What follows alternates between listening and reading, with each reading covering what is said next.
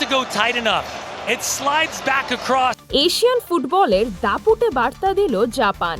মেক্সিকোর মন্টেরে স্টেডিয়ামে তিউনিশিয়াকে 4-0 গোলে ঘুরিয়ে দিয়েছে তারা। শুরুর বাঁশি থেকে শেষ পর্যন্ত পুরো ম্যাচের নিয়ন্ত্রণ ছিল জাপানের হাতে।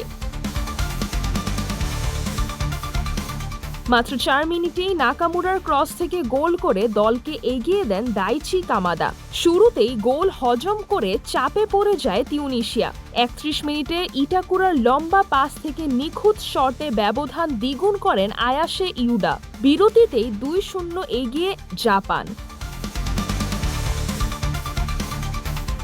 দ্বিতীয়ার্ধেও একই আক্রমণাত্মক ছন্দ।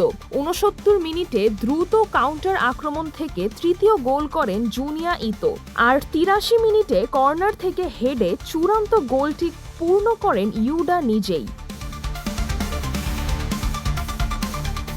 দ্রুত ট্রানজিশন, নিখুঁত উইং প্লে আর দুর্দান্ত ফিনিশিং, এই তিনটিই ছিল আজকের জাপানের মূল অস্ত্র। তিউনিশিয়ার রক্ষণে সমন্বয়ের অভাব ও মাঝমাঠে বল হারানোই তাদের কাল হয়েছে।